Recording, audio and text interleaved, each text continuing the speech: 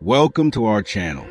In this video, we explore the spiritual foundations of wealth, understanding blessings as the root of prosperity. This enlightening topic reveals how true prosperity stems from cultivating blessings and nurturing a virtuous heart, rather than relying solely on material success.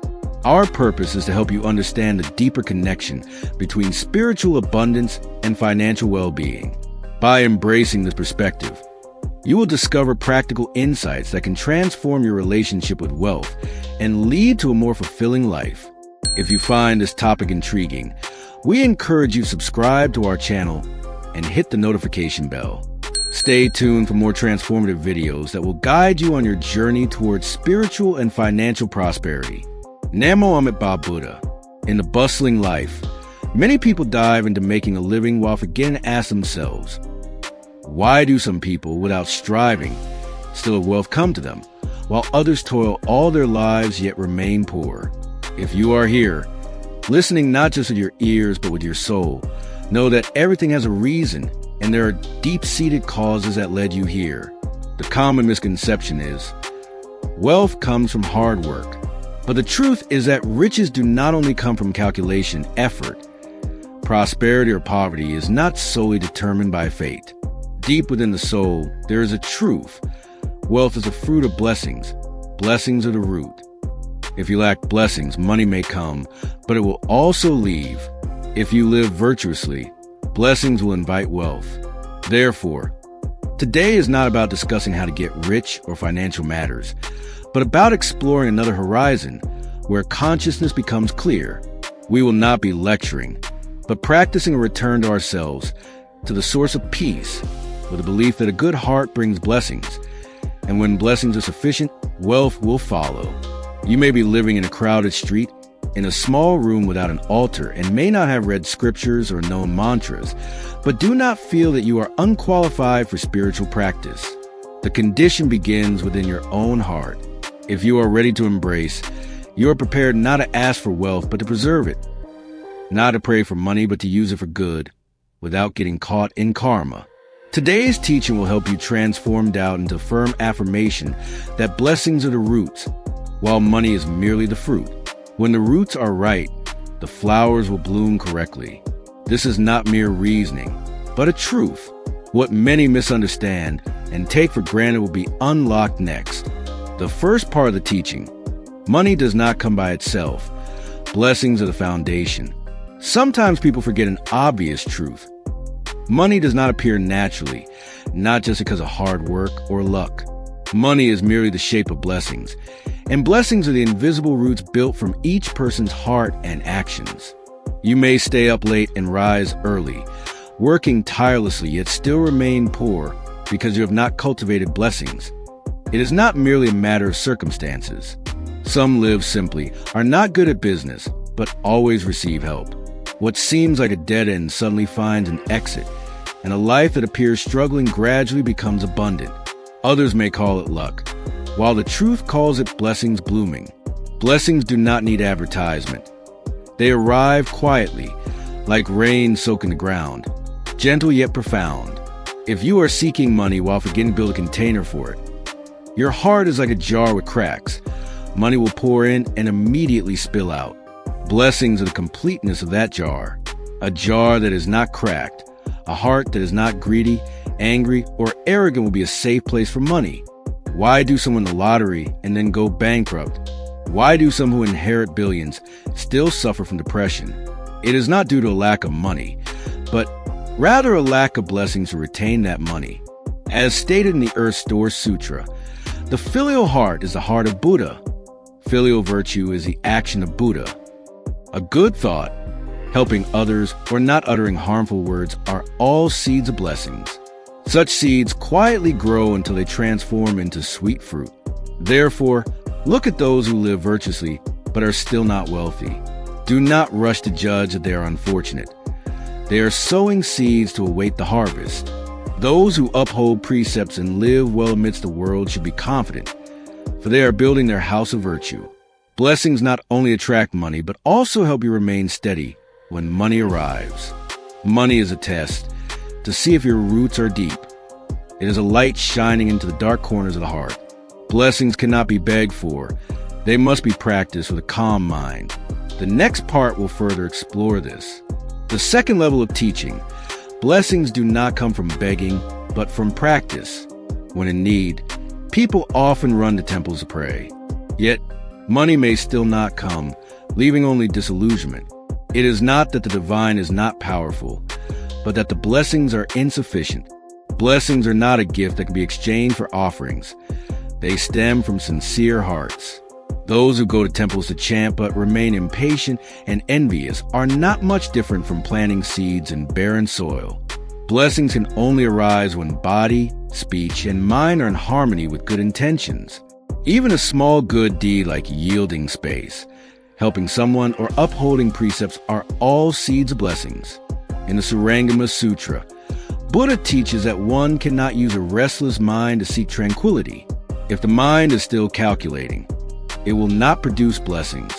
Many people wonder, if I have been practicing, why haven't I seen money come? Do not forget that money is the fruit, while blessings are the seed.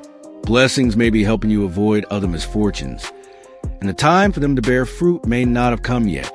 When you see good deeds not yielding financial wealth, do not quickly judge them. The cause may not manifest immediately, but could still come to fruition later. Practitioners may not have won a lottery, but they still possess blessings because they are nurturing for the future. Money that comes too quickly while the heart is unsteady can cause chaos, potentially leading to the loss of the peaceful path you were living. The next section will warn that when money arrives but the heart is unsteady, it is not luck but rather a test. If you are already here, let us step into the third level of teaching. When money arrives but the heart is unstable, there are often humble poor people who change when they acquire money. Their virtue becomes arrogance and insatiable desire. Why is this? Money arrives too quickly while the heart hasn't had time to adjust. In Buddhist teaching, this is called premature fruition, where blessings from previous lives arrive, but the current heart is not mature enough to utilize them. Money does not change people. It only reveals what is already within. A pure heart will attract money, and life will remain easy. An unsettled heart will only bring worries when money comes. Some may suddenly strike it rich from a stable life, but then plunge into a life of debauchery and corruption. It is not the money itself that is bad, but rather the lack of fundamental blessings to retain it. Keeping money is not just about maintaining wealth, but also about remembering to keep one's heart steady amidst the storms of fame and praise. According to the wisdom found in the Great Wisdom Treatise, Bodhisattva Manjushri once said, "A person with blessings but lacking wisdom, blessings will obstruct wisdom before it can form." Practitioners, if you feel your heart is still not settled, blessings may be unexpectedly leaking. Blessings are not just what you should generate, but also preserved from the subtle actions you may not be aware of. We will explore the small behaviors that unconsciously cause blessings to slip away every day. In the fourth level of teaching, subtle actions that cause blessings to be lost. Sometimes you may feel your heart is unsettled, life isn't progressing, and finances are stagnant, yet you do not know why. There are no major disasters, no clear mistakes, yet everything feels like a weak light in the wind. Perhaps blessings are subtly drifting away through these invisible influences.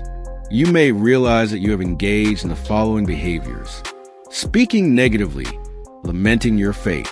When you open your mouth, complain, "I suffer too much." That is when you cast a shadow over brighter hopes. Sowing verbal karma, lying or criticizing others. Such words are like arrows that cannot be retracted, invisible yet harmful. Taking items that do not belong to you, even if they are small like a pen. Thinking small actions do not matter can lead to unwarranted debts. Feeling jealous and taking pleasure in the suffering of others. If you are not happy for someone else's success, then blessings will retreat. Words are a sacred covenant. Promising but not keeping it will drive blessings away. Doing good yet expecting praise. Blessings do not come from the stage, but from a sincere heart. Living lazily but calling it letting go. Blessings do not arise from waiting, but from every conscious step taken, each good thought. If these actions make you self-reflect, Do not worry. If blessings have unintentionally been lost, they can also be restored in quietness. A simple recitation from a truly serene heart can revive blessings. If you want to know how to not only keep blessings, but also let them bloom into finances and peace, join me in exploring the next level of teaching, where the 3 doors of body, speech, and mind will open to welcome the light. The 5th level of teaching, 3 layers of sowing blessings through body, speech, and mind.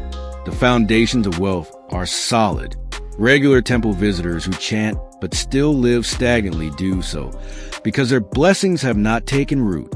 Wealth does not come from worship, but from the practice of respecting the 3 karmas: body, speech, and mind. Firstly, body.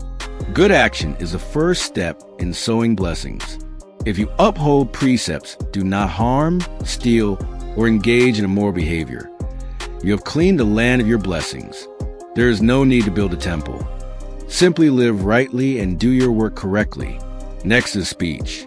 Words can create blessings or destroy them in a single utterance. A person who knows when to speak and when to remain silent will create harmony. Finally, mind. Thoughts might be invisible, but the universe still records them unseen. If you merely pretend to be polite but are filled with anger inside, blessings will not come. Blessings grow strong when the mind is pure. Rejoice at the success of others. Blessings will arise from pure thoughts. When the 3 karmas of body, speech, and mind are harmonious, blessings cannot help but emerge. Wealth will automatically follow. Money is a sturdy mushroom underground. With enough blessings, you do not need to worry much about finances, but should only live rightly. Blessings will come without pleading. You will sense this where blessings thrive, where there is peace and wealth comes effortlessly. When blessings are abundant, a miraculous phenomenon occurs. Money will come without you needing to seek it. What seems coincidental is in fact the karmic fruit of blessings you have sown across many lifetimes. If you have sown those 3 layers of blessings, let's continue to the next level of teaching, where the biggest secret will be revealed. When blessings are sufficient, money will come naturally. The 6th level of teaching. When blessings are abundant, money comes naturally. Some people, even without formal financial education, live comfortably, money is sufficient, and good fortune always knocks at their door. It's not that they are more talented than you. They have cultivated sufficient blessings. Blessings attract wealth, being present in peaceful places. A person with blessings does not need to run to earn money. Money will seek them like dew seeks leaves or bees seek flowers. Just live rightly, and wealth will come naturally like ripe fruit. There was an elderly woman living near a temple who swept leaves each morning and recited Buddha's name each evening. Without employment, with no one to care for her, she never experienced lack. When someone asked her, "How do you live?" she smiled and said, "By blessings." Perhaps outsiders do not understand, but heaven understands. Those who live rightly do not need to create money. They merely recognize life. Life becomes vibrant, and opportunities arise unexpectedly. Money that once seemed scarce suddenly becomes plentiful without rushing, because the seeds of blessings have been sown. At this point, you will no longer ask, "How do I make money?" but rather, "How do I live without being influenced by money?" True freedom lies not in having much, but in not letting money determine one's worth. The final level of teaching opens a path to retain money, enhance blessings, and gain freedom from the facade of currency. People often seek to hold on to money, but wise individuals trend towards living in such a way that money does not dictate their essence. The first step to retaining money is to live honestly in the smallest matters. Do not deceive or hide for self-preservation. One can outsmart others, but cannot outsmart this truth. You also need to keep promises. Each promise is a sacred covenant. Promises should be clear and maintained. Promise less, but when you do, ensure you fulfill it. It is most important to learn to give, not to wait until you have enough before helping others. Every small act, like aiding the less fortunate or donating old clothes, is a seed of blessings. Do not forget in the evening to take a few minutes for self-reflection. Did I live well today? Or is there something I need to change? Living simply is also very important, not because life is hard, but because it brings peace to the heart. A simple meal, a home that is just enough, without letting material possessions dominate. Finally, live humbly. Those who quietly do good will receive the blessing of divine protection. The more ostentatious one is, the further blessings drift away. If you live this way, money arriving will not make you wary, nor will money leaving cause you to lose direction, because at that point, blessings are the root. Money is merely the flower. After completing all 7 levels of teaching, let us enter into a ritual dedication, not only to spread positive energy, but also to create an open path for both ourselves and everyone around us. May all the merits today radiate as light, helping everyone to live better, live more peacefully, and no longer experience shortages. If you feel your heart has settled, please express a wish, a dedication, or simply say, Namo Amitabha Buddha. The light from these recitations will be offered to all Buddhas across the 10 directions, wishing that everyone receive protection and support in their daily lives. If you find value in this teaching, please share it with those in need, as perhaps a single word from the sermon could help someone escape karma, and that blessing will not only reach them but return to the one who sowed it. If you wish to continue your journey of learning, wanting to hear deeper teachings, please subscribe and create opportunities for dedication through action. Do not let this teaching pass by like a fleeting breeze. Let it permeate the soil of your heart. Deep roots of blessings will anchor, and wealth will come without binding. Life will be as light as dew and bright as the moon. A teaching has ended. A new seed has been sown. If in this life there is enough connection, our next encounter will not only be to listen, but to enjoy together and deliberate together. Namo Amitabha Buddha. Namo Buddha. Thank you for watching this video. If you found this information helpful, please hit the subscribe button and activate notifications to not miss out on more interesting videos about Buddhist wisdom. See you in the next video.